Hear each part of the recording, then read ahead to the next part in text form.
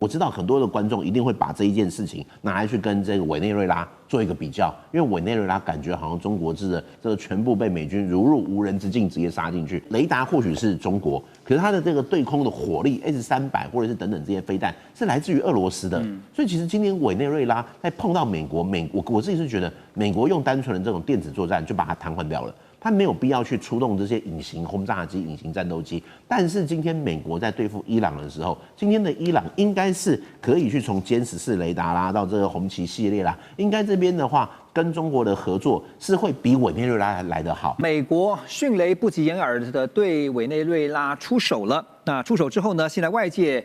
关注的除了格陵兰、除了加拿大之外，还有包括古巴以外呢，还有一个重要的目标。伊朗会不会成为下一个目标呢？在伊朗呢，现在看到民众最近是纷纷上街抗议一件事情：通货膨胀，因为日子实在过不下去了。通膨的怒火也像燎原一般的延烧到全国各地。而英国媒体《泰晤士报》就报道说，伊朗的最高精神领袖86岁的哈米尼已经准备好要逃往俄罗斯寻求庇护。但更棘手的是，以色列的安全内阁也传出，正式批准代号叫“铁拳 ”（Operation Iron Strike） 的军事行动，研判美国跟以色列联军可能在72小时之内会对伊朗发动突袭。而在台湾这边，我们的国防院研判呢，就分工来说，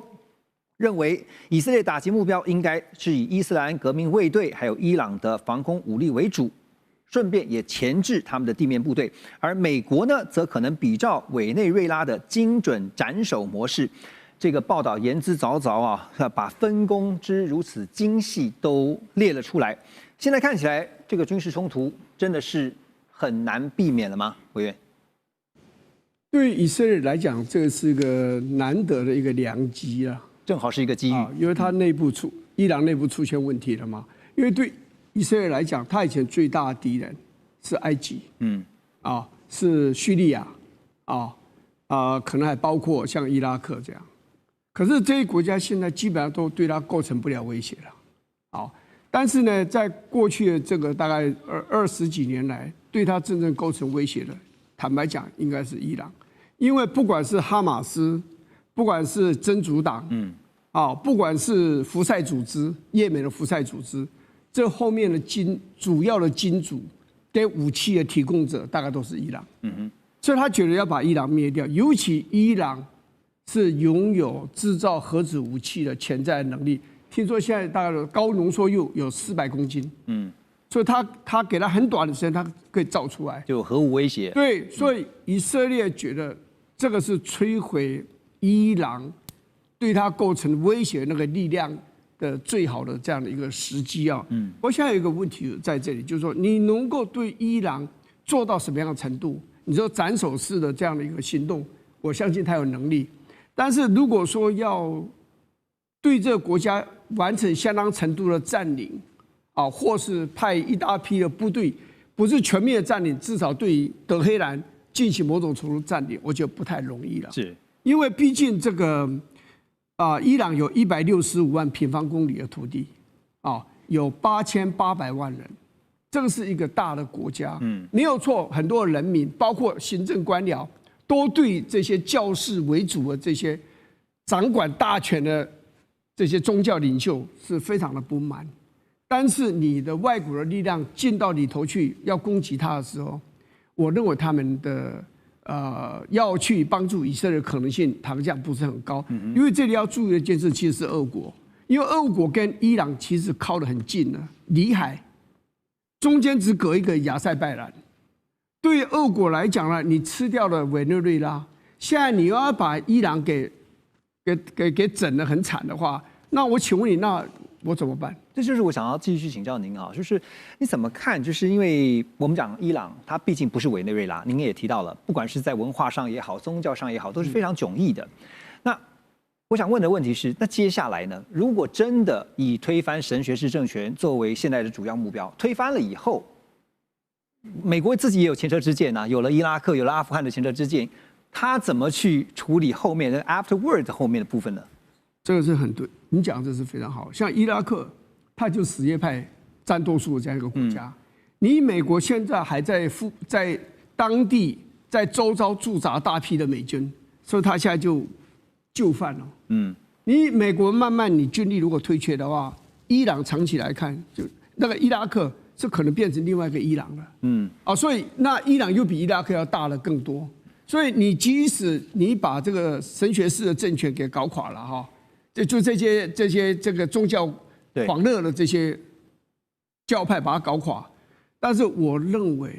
那个官僚系统留下来那些官僚系统，他们把伊朗把它稳定下来以后，他们依然不会跟以色列妥协。是，我认为这里面有宗教的问题，有历史的问题，还有很现实的就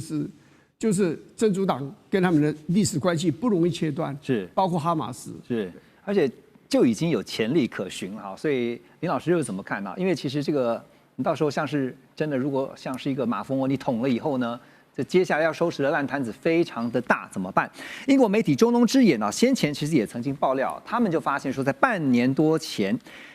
伊朗跟以色列停火协议签署不到半个月的时间呢，中国大陆就向伊朗紧急交付了大批的防空导弹系统，而被认为呢可能是红旗9B，交易的方式更是采取石油换武器的模式。那么伊朗呢以价值20亿美元的石油换取中方的歼20隐形战机，还有 HQ9 防空系统，还有就是歼14雷达。好，那么我要问的就是这些中国大陆制的武器系统，如果真的是如同媒体报道，那它能够为伊朗的防御甚或是在攻击上面提升多少的战力？我觉得我们这边要先把它分开来看。第一个的话是它的一个战斗机跟它的防空系统，这两个是不太一样的。那我们先说这个战斗机好了。这一边的话，报纸这一边的一些媒体说是这一个歼20，我觉得歼20机会不大。因为歼20的话，今天其实中国它自己生产的量，它自己都没有完全去换装了，还来不及去换装。那你说还要现在全部把这些歼20送去给伊朗吗？因为其实对我们对中共的一个武器的一个研究的话，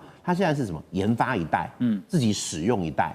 外销一代。现在外销的话，它还会不会先是以歼10或其他像之前我们看到的印巴空战嘛，是以歼10这个系统为主的？那你现在就要去卖出歼20吗？我觉得这一点是有一点点的一个疑惑，而且歼20的产量还来得及去跟得上，立刻提供给伊朗吗？或者是说今天在这场战争的话，先不说战争的这一个最后胜负为何，但至少歼20可能有些损失，是不是我直接就让歼20让以色列，你给了以色列或者让美国知道它的参数，那会不会对未来的台海作战相对来说添加更多的变数？所以我觉得就算会出售战机，应该也不是歼20。所以其实相对来讲的话，要先提供的应该是以防空系统为主。但问题是，伊朗的防空系统之前已经被攻破一次了啊。之前我们大家有印象啊，美国不是 V2 吗？长城的一个奔袭。所以其实现在对于伊朗来讲的话，它的一个防空系统要如何去跟中国这边去重新建立，我觉得这是当务之急。那现在的话当然是以红旗系列为主。我个人的分析啦，会觉得是说，如果今天伊朗它全部的系统都是采取中国这一套的话，或许今天美国在使用上面，它可能就会比较倾向用一些相对来说先进的。我知道很多的观众一定会把这一件事情拿来去跟这个委内瑞拉做一个比较，因为委内瑞拉感觉好像中国制的这个全部被美军如入无人之境直接杀进去。可是我们要知道的是，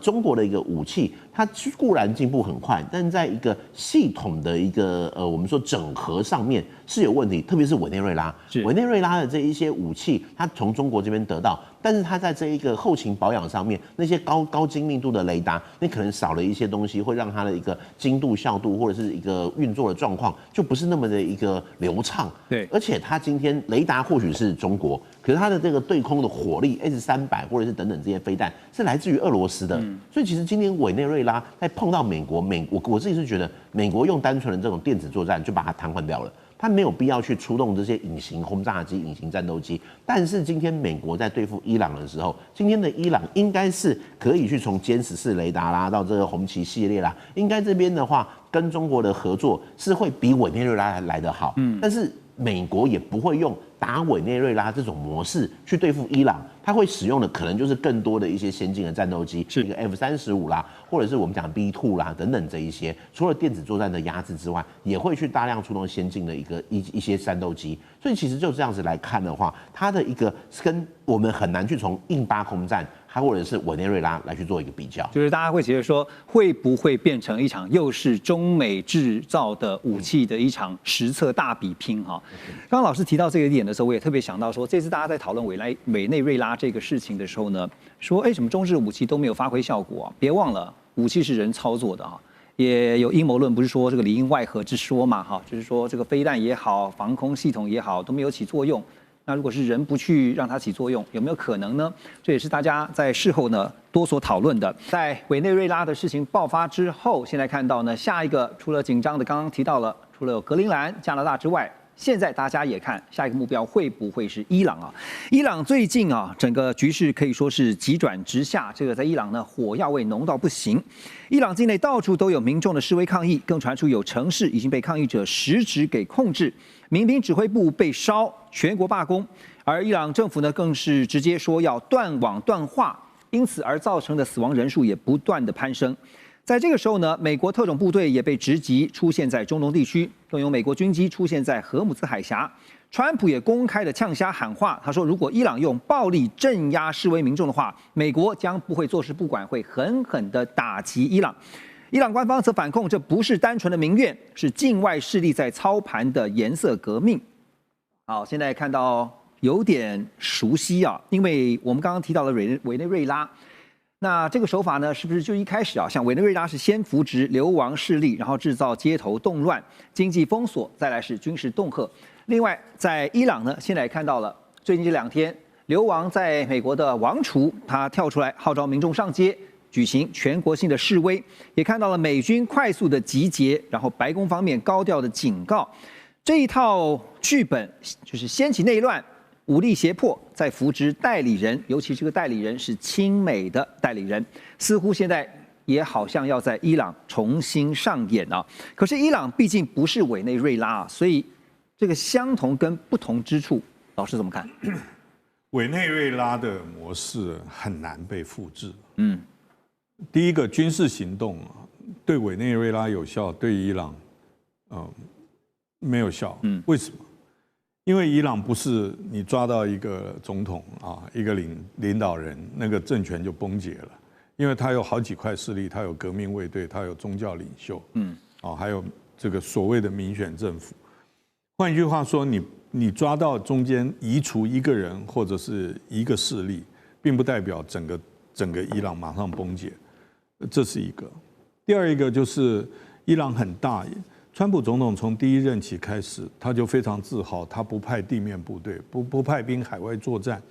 为什么过去在委内瑞拉发生这个，就是1个礼拜前1月3号的这个特殊行动之前，很多人都说美国不敢，美国不会，因为我们都用传统思维认为我要登陆作战，我要大部队进去。委内瑞拉有很多军人都很会打游击战的。那美军未必占得到便宜，所以我们是从传统战争思路切入，认为不会。结果大家都很惊讶，结果他是特战部队进去，几乎是长驱直入，对啊，对，就只是带走一个人。那至于说带走了 Maduro 以后，委内瑞拉呢，美国所谓的接管能不能顺利接管，那是另外一个话题，我们要去讨论的。伊朗更不可能，所以你没有一个特定目标。第二个，你没有地面部队进去，你如何去改变它？第三个就是你没有替代方案。那个 Reza，这个就是原来巴勒维国王的后裔啊，他在海外是一个流亡，在伊朗内部也没有那么多的支持者，所以他是一个几乎无法取代的。那你说陈兵于伊朗周边，不管荷姆兹海峡，或者是到了英国的基地，他未必是打伊朗，或者是打伊朗的政权，或打他的首都。他有可能是把伊朗有2种事情可以做，一个就是打击伊朗所支持的境外势力，去剪除它；第二个就是切断伊朗对外的，这等于经济上面，再把它的包括伊朗已经被禁运很久了，那他再把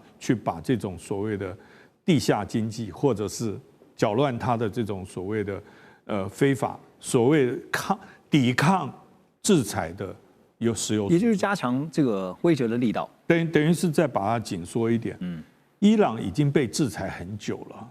所以伊朗它现在不是说你一个震撼疗法它就会崩解了，它已经承受它的那个抗压耐力已经是全国性、普遍性的在承受，所以很难用一招去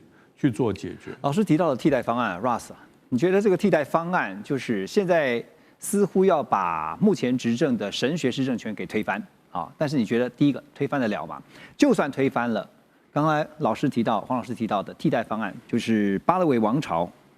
现在流亡在美嘛，哈，有可能回来复辟吗？推翻的确是很难。我们可以参考过去10几年的经验啊，伊朗爆发这个街头抗议的活动，而且规模很大，已经有很多次了，在最近10几年，真的是很多次，而且是不同的理由，偶尔是因为反贪污，偶尔是因为经济状况、通货膨胀，偶尔是因为年轻人对政府是镇压的，不管是文化方面，我要女性穿衣服相关规定等等，就上街头抗议。但是每次有这个大规模的抗议活动，这个政府还 hold 得住他们的政权，但是这个也不等同是完全没有推翻的可能。毕竟1979年伊朗政府被推翻了，所以也是有这个潜力。当然要看美国介入的程度是如何，然后周边的国家，俄罗斯、中国会不会来帮忙他们的这个好朋友？这个也是值得关注。对，你刚刚提到了几次的颜色革命啊，包括刚才提到60年代哈，就是有白色革命嘛，70年代末我特别查了一下荷梅尼的这个黑色革命，然后呢又有伊朗反对派曾经发动的绿色革命哈，所以它有好多次的颜色革命。那但是这次如果真的被推翻，你刚刚说很难哈，但如果真的被推翻，如果要让流亡在外的那个王储来复辟，有可能吗？希望美国不要再玩这个，因为我们在阿富汗跟伊拉克有相关经验，已经有前车之鉴了，不是？在2个国家，美国是安排这个海外人士，回国接政权，那就造成很多当地人非常不满意，这个也是可以理解。这些人在海外过得很好，然后国内人士不管是在伊拉克、阿富汗啊，现在伊朗做得非常辛苦啊！这些人从华府、纽约、London、Paris、洛杉矶回来，想当总理、总统等等，真的是造成当地人非常不满。所以虽然在过去几天有很多相关新闻说这些上街头示威者有喊欢迎他回来、支持他等等，但是他们讲这些应该是因为他们知道会非常惹怒执政者，会让这个政府非常不满，就有点像2019年那个时候在香港抗议活动也有人说英国回来或拿殖民地旗帜等等的行为，但是我相信大多数伊朗人希望国家可以往一个民主有选举的国家方向走，不会欢迎这个人士回来。Okay. 所以我希望美国不支持。好，你希望美国不支持，我就要拉回来问你这个美国人的想法哈，因为我们刚刚讲到了阿富汗也好，伊拉克也好，其实美国都有前车之鉴，尤其还深陷在阿富汗有20年哈，最后你看到也是撤军了哈，所以我的意思是说，有了这些前车之鉴之后，现在在处理伊朗的问题上面，美国会汲取什么样的教训？他会怎么做？当然，美国是可以提供各式各样的支持，不管再次轰炸军事设备，这个也是一个选项。那做什么网络电子的动作也是一个选项，就是要逼神学式政权下台。对，没错。但是我还是相信川普会尽量避免派地面部队进入伊朗。这个川普知道美国人完全不支持，因为派地面部队还有一个重点是美国军队可能会有伤亡，是没错的，是吧？好，那所以现在看到，我们毕竟说伊朗跟委内瑞拉是很不一样的，不能够拿来做类比哈，早就不是什么单打独斗啦。现在也因为这个元素呢，也看到伊朗的战略地理位置还有石油能源，对于美国来讲也是看在眼里，是很重要的。好，所以这个时候其实不只是美国，包括连中国大陆，包括连俄罗斯呢，都在看中东未来接下来的局势是如何。所以这个时候，中国大陆所主导的金砖国家已经展开了相关的军演，那伊朗呢也已经正式派兵参与啊。土耳其左翼政党更是直接抛出了一个叫做土俄伊中联盟，认为可以阻止美国的扩张，而且避免战争。但是其中充满玄机的是，早在去年2025 12月，土耳其、俄罗斯、伊朗就已经在土库曼举行过罕见的峰会。所以拉回到这个联盟，就是这个新的阵营啊，土俄伊中这个新的阵营有可能成型吗？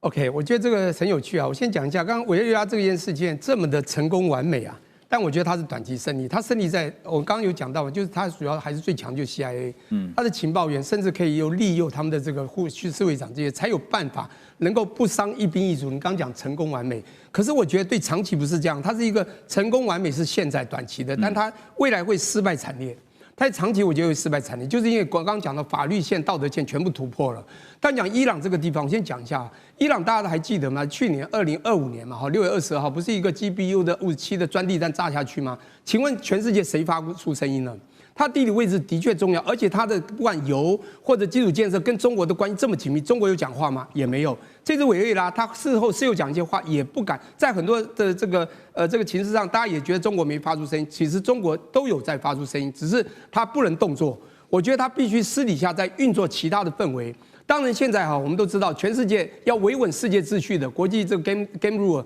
只有一个地方，应该是联合国。但现在不是，看起来就是美国老大说了算，全部由美国来做主。联合国算什么东西？在他眼中就这样，他可以到联合国啊，人家限制他时间，他可以讲很久，然后骂每一个元首，你就知道美国在里面做什么。好，重点来了，对不起啊，我们不管这美国人在这边，重点就是现在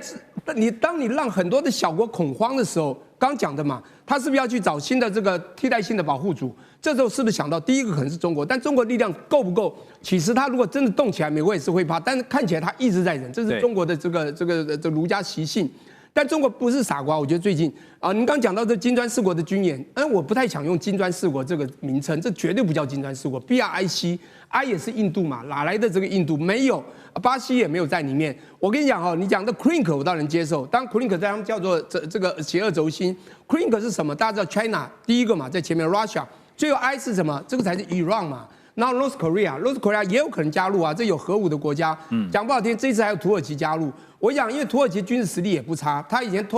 这个奥图曼帝国的时候，在12世纪也这样的厉害，对不对？除了打不过这个东方的这个元朝金人之外，在西方他全部征服，这个也不能小觑。当他们一结合的时候，我跟你讲，军事力量就算美国花最多，现在要1.5兆美元去做它的最大的军事盘算。它胜过了其他2到10名，可是这4个国家一加总，我跟你讲，绝对不输美国啦。更何况就算把别的都拿走，就剩中国好了。各位，中国的实力是突飞猛进，是直线上升的哦。美国所有东西都是老旧思维啊！你看 F-16的战机里面的导航系统等等的 ，F-35里面的稀土所需要407公斤的这个稀土，以后都拿不拿得到？这所做的东西，制造业已经空洞化，未来怎么去造这些东西，花再多钱，它会事倍功半。而中国相反的，成本低，会事半功倍，量产，成本低，质又好。我跟你讲就我们讲别的拿掉，中国都有可能赢。而现在一联合起来，我跟你讲，美国就出问题。既然你问的是说会不会擦枪走火，我倒觉得还是不太会了。因为我想问老师的是说，如果按照这个逻辑的话，说美国跟以色列如果美以联手，然后在中东假设真的对伊朗动手的话，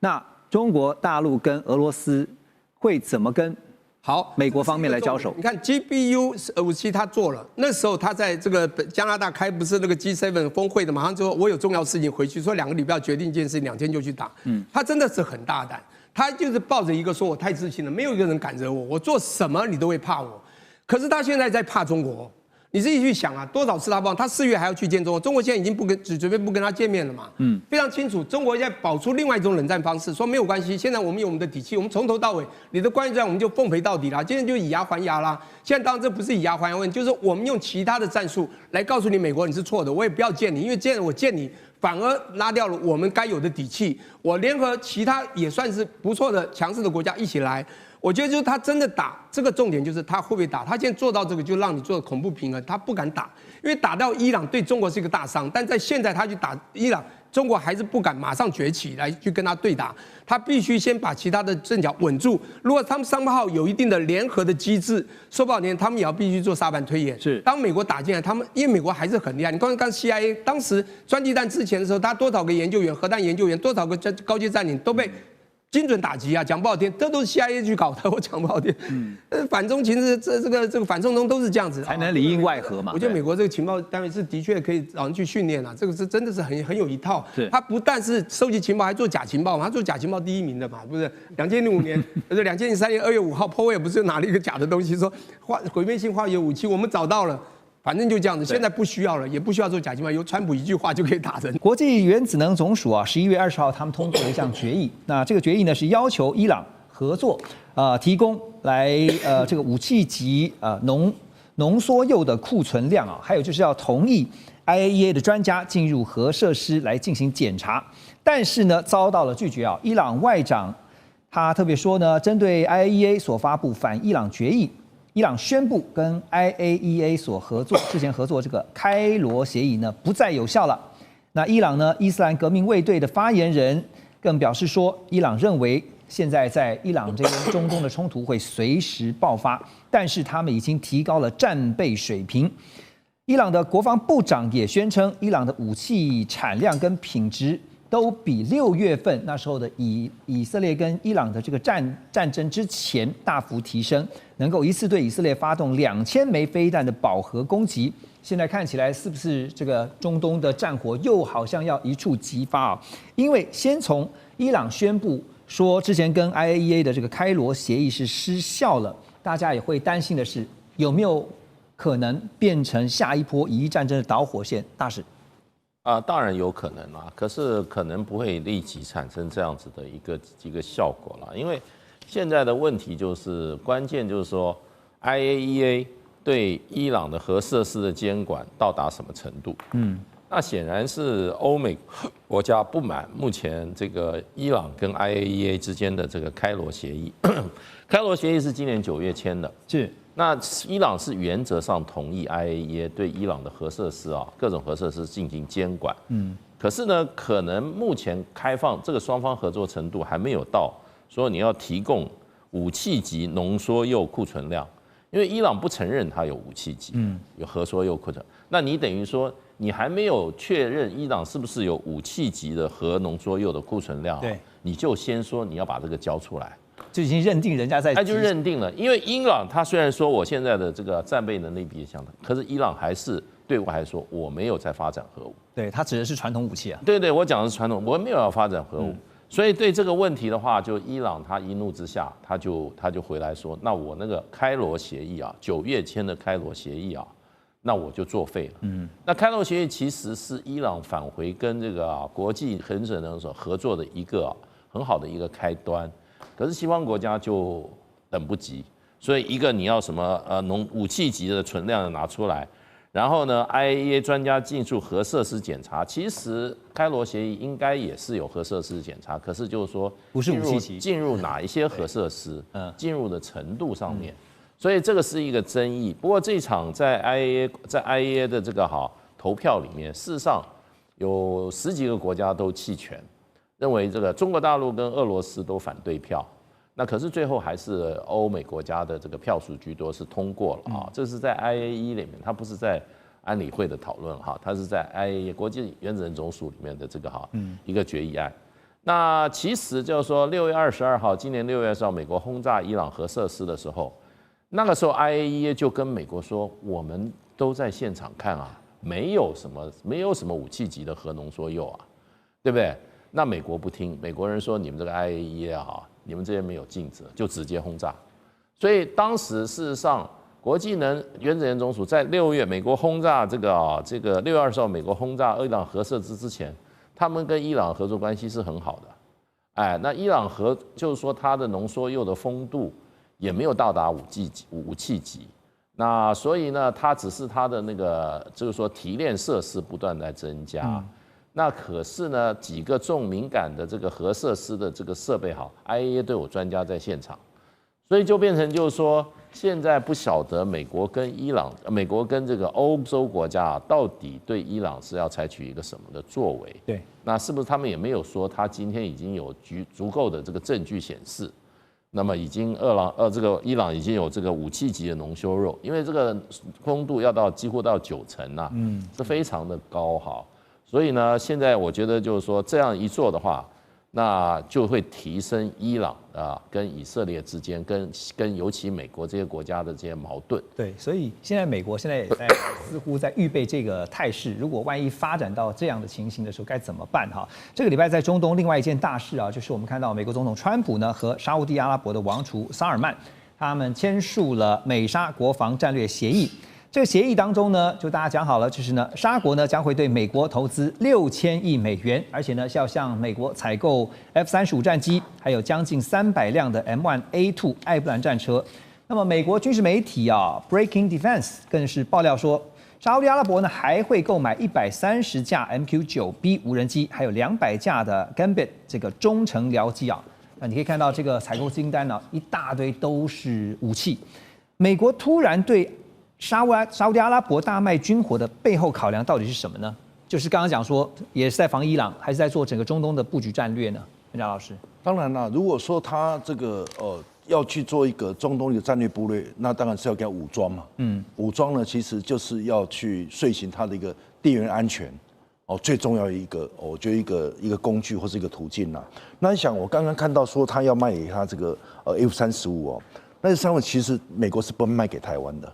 我们知道这是非常，他现在卖的几个是主要他的盟国，包括日本、韩国还有澳洲、英国、意大利等包括是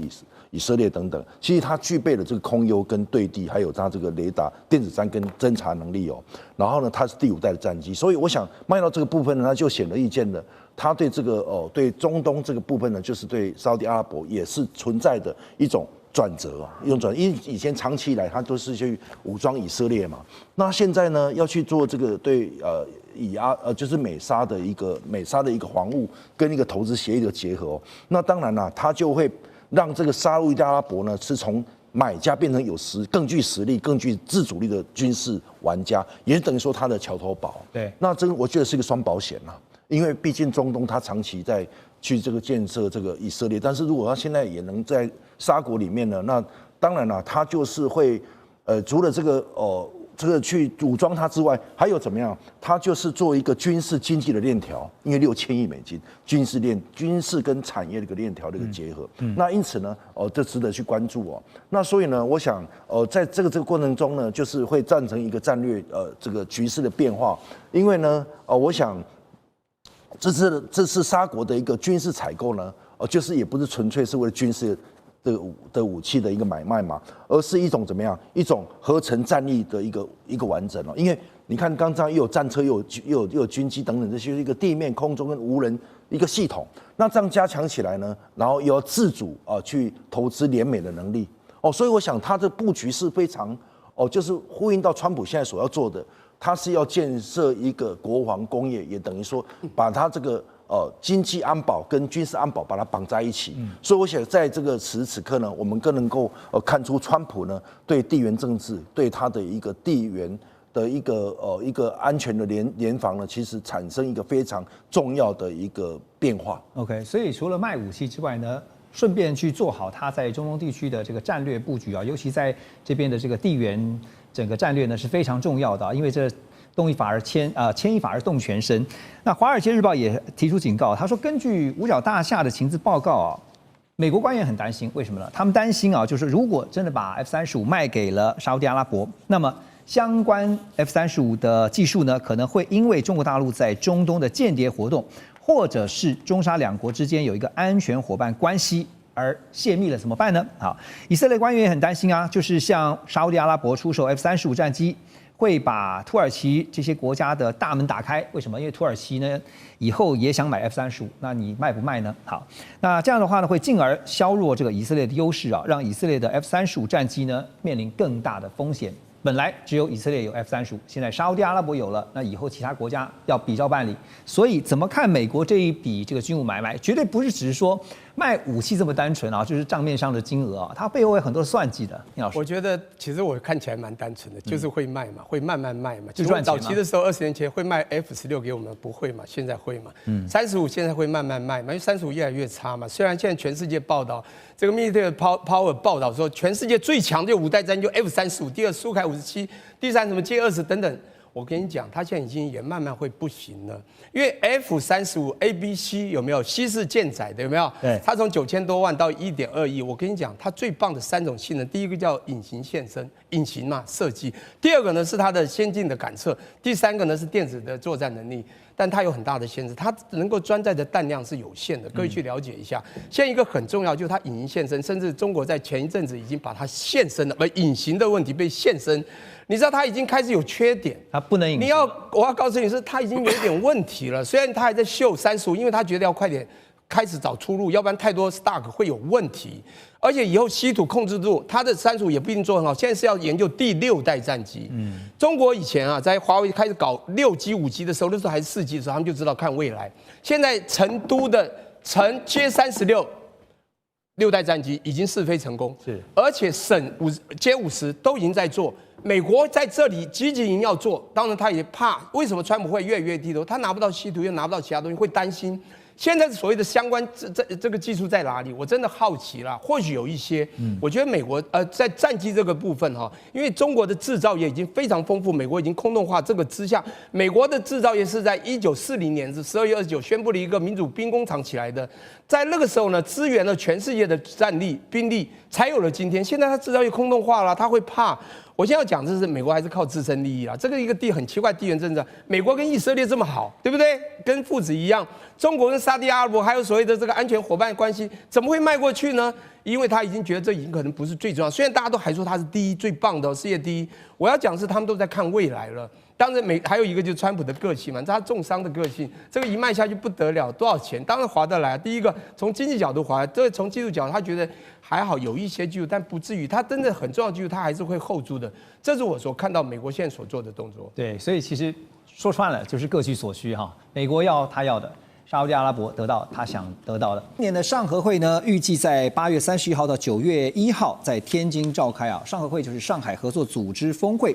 大陆外交部表示，这次峰会将会签署天津宣言，也要发表世界反法西斯战争胜利80周年，还有联合国成立80周年相关的声明。那上合会呢，这次也看到包括了俄罗斯总统普丁、印度总理莫迪、伊朗总统佩泽西奇扬，还有白俄罗斯的总统卢卡申科等22个国家，目前呢都说会出席啊，要齐聚一堂。中方也表示，这次上合会的主题就紧扣在一个主题，就是应对霸权主义。所以，周老师，这是一种另外在营造一种就是全球要抗美的一种态势嘛？您觉得？我觉得就像刚才主持人提到的，第一个看点当然就是到底有多少人，因为你要抗美，一定看你能够集结多少人，规模有多大。对，现在看起来其实除了主持人刚刚念到之外，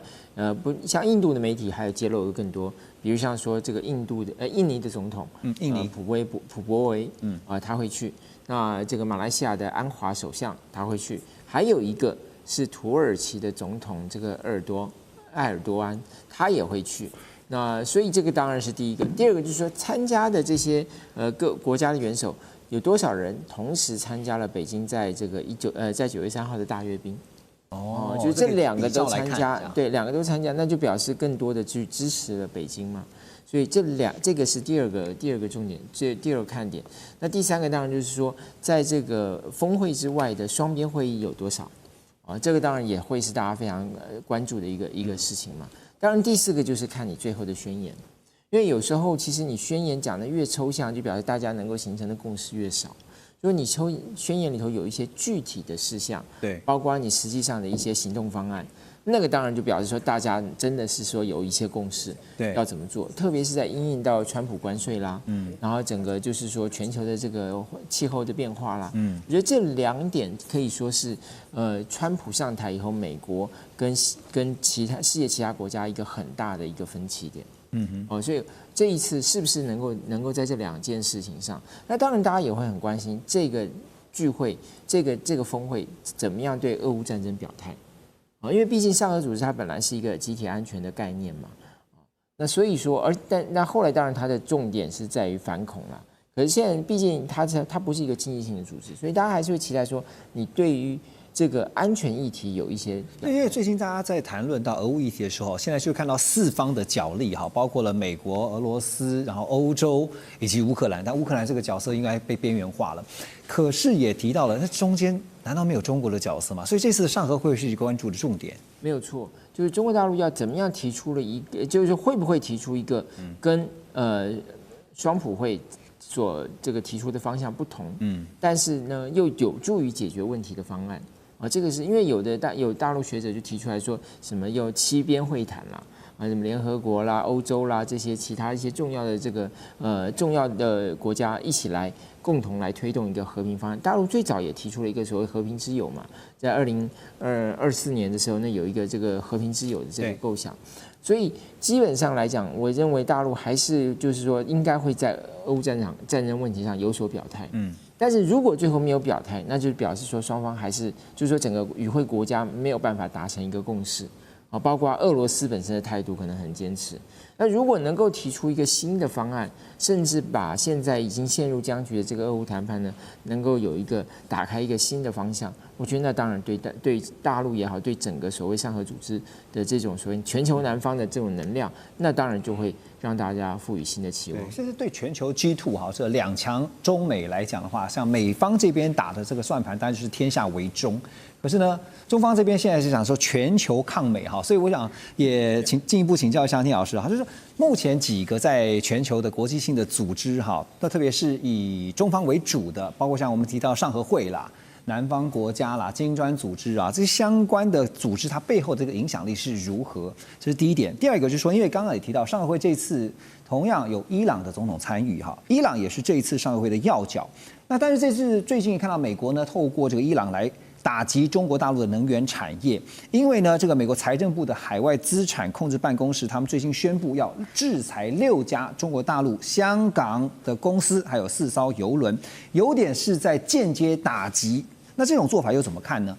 好，那第一个问题，你刚刚讲这个国际大组织背后的影响力，当然我觉得非常简单，我用明和暗的来形容啦。其实明的大家都知道，美国它号称有民主国家和非民主国家，以共产为主，但实际上民主国家是不是全民主？不是。共产国家是不是全国也不是。不管怎么说，这有2大势力的角力，但是明的非常清楚，以川普或者美国来带动的全世界的一个最主要的一个带动力。那背后当然就是，尤其关税之后，真的是很多的地方都有讲嘛，可能会未来会一个这个 alignment 叫 realignment， 就重新那个组织呢 without US。或者叫 globalization without US， 就是没有美国的全球化会出现。当然这是单对美国，但美国还是有很大的影响力去影响其他国家。可是你知道这些国家其实很多都敢怒不敢言，因为美国所做的动作，连亲朋好友、自己人都打。兄弟都打，父母都打，所以这个你说人家会高兴，只是因为你拳头大，你是一个巨无霸，人家怕你，所以就是敢怒不敢言。可是当然，我们不管是中国或其他的组织，在其他的地方，不管是东南亚、东协，或者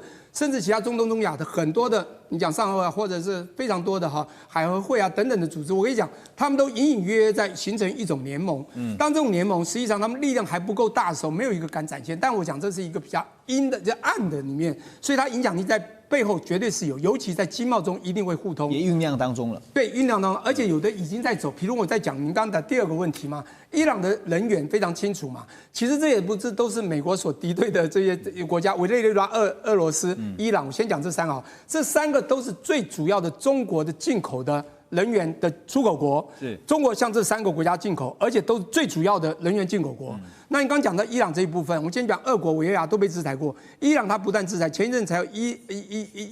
以的战争。对，中国其实是想帮伊朗，但不敢帮嘛。你也知道，俄罗斯也不敢，因为美国就是老大，他一个弹随便不管你一个 GPU 武器就弹炸下去，全世界敢怒不敢言啊，不敢，就是也没有人敢多讲美国啊。但明的我美国要做就是对的，反正你中国如果也做同样动作，你就完蛋了。没错，反正不管说中国当小小的在做很多暗地的，包括在德黑兰做了非常多的建设，基础建设，甚至从西安到德黑兰还拉了非常棒的交通建设。这交通建设不乏就有人员的疏运呐，因为伊朗出中国是13.6%。是非常重要的一个人员出口。我跟你讲，这个世界之前人家讲握有人员，你握有世界，就控制世界，这样讲好了。你没有人员的话，你飞机不要动，汽车不要动。我想连发电可能都发不起来，那你不可能全部靠太阳能或怎么样发电。我跟你讲，这个能源是最少到现在还没有办法完全取消之下是非常重要的。只要一次的石油危机，整个经济就大乱，所以非常重要。所以美国就用这个要制裁中国，这是一定会的。有间接打击了。对，一定的，就是说他一定要让中国，因为现在我们说不好听，这个大国博弈啊，美中这个所谓龙鹰之争哈，这只鹰呢，它用各种方法要去躲你的时候呢，你这个石油的供应是非常重要，它是其中也是。它的其中要打击你的一环，因此你说它会不会对中国施以这种所谓间接好，甚至直接的一些制裁，这一定的。它对伊朗也是，你只要跟伊朗，因为伊朗也是它一向的，它用各种理由啦，就是反正它的经济制裁国嘛，中国只要跟它的任何互动，都很可能被弄一些罪名，甚至莫须有的罪名。对，这你虽然不能明着帮，但是因为基于道义哈，有时候这个彼此的关系，那总可以这个私下做一点事情嘛哈。因为刚刚提到了伊朗哈，伊朗的最高领袖哈米尼，他的资深军事顾问叫做萨法维啊，他在20号突然语出惊人的说，他说什么呢？他说以色列跟以色列之间的新的战争有可能很快就会爆发。哇，大家一听到哇，这个以色列跟伊朗之间的战争又要爆发了吗？伊朗的国防部长同一天也表示说，德黑兰已经准备好新一代更高级的飞弹，准备好要对以色列使用。那伊朗为什么能够在这么短时间之内就把这个新型飞弹给准备好？哈，以色列驻美大使也警告说，现在确实有一些让人看起来觉得不太